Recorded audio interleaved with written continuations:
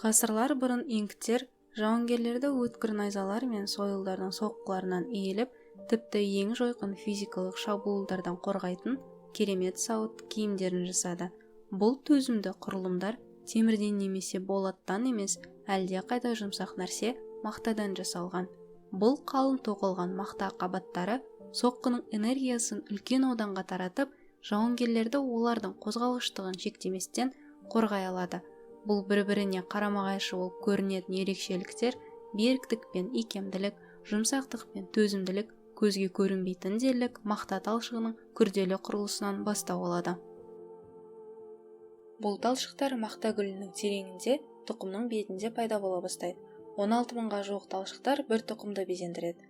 Олар тұқым бетінен шағын су шарлары сияқты шығып тұрады. Әрбір мақта талшығы қаншалықты үлкен болып өссе де, бір ғана жасушадан тұрады. Бұл жасушаның бірнеше қабаттан тұратын жасуша қабырғасы болады.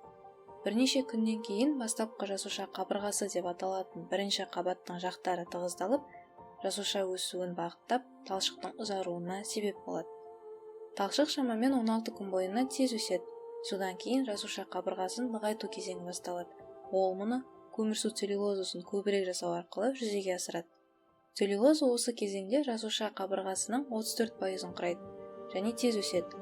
Целлюлозаның осылайша қалыптасқан қабырғаның құрылымына қарама-қарсы өтуі жасуша қабырғасын нығайтады. Күшейтілген қабырға қаттырақ келеді, сондықтан одан әрі өсе алмайды. Бұл дегеніміз, егер талшық қабырғаларын тым ерте қалпына келтірсе, ол қысқа болады және ақырында ірі әлсіз тіндер жасайды. Бірақ егер жасуша қабырғасының нығаюы тым кеш басталса, қабырға жеткілікті берік болмайды. Бұл тіндерді жақсы ұстап тұра алмайтын тым әлсіз талшықтардың шығуына әкеледі.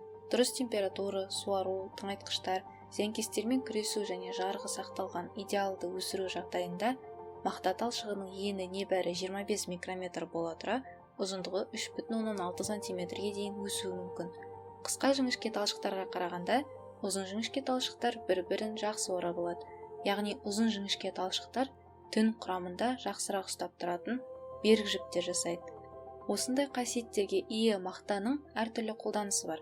Жұмсақ тоқыма бұйымдарынан бастап 75% мақтадан тұратын ақш долларының купюрасына дейін жүзеге асады.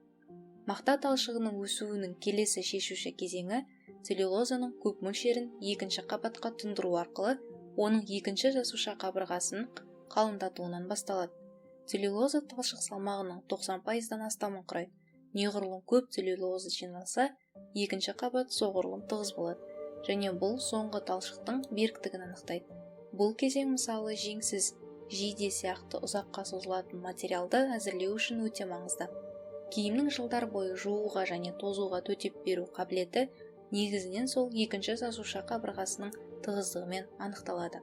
Бір жағынан, оның жұмсақтығына қабырғаның бастапқы қабатының қайта құрылуымен бекітілген талшықтың ұзындығы қатты әсер етеді.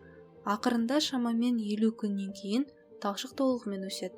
Жасушаның ішіндегі тірі зат өліп, артында тек целлюлоза қалады. Талшықтарды қоршап тұрған кептірілген мақта тұқымының қабығы жарылып, үлпілдек массадағы бірнеше мың талшық жасушалары жарыққа шығады. Біз көре алатын адамның шашынан да жіңішке жіп тәрізді талшықтар целлюлозаның сол тығыз кеуіп қалған қабырғаларының қалдықтары. Иірілген жіпке айналдырылған 10 мыңдаған талшықтардан матадан бастап кофе сүзгілері, жөргектер және балық аулауға арналған торларға дейін бәрі жасалады. Қоректік заттар, ауа райы жағдайлары және генетика негізінде оның өсуін қалай оңтайландыруға болатыны зерттеліп жатқандықтан, заманауи ғылымның көмегімен мақта жақында бұрынғыдан да жұмсақ, күшті және икемді болуы әбден мүмкін.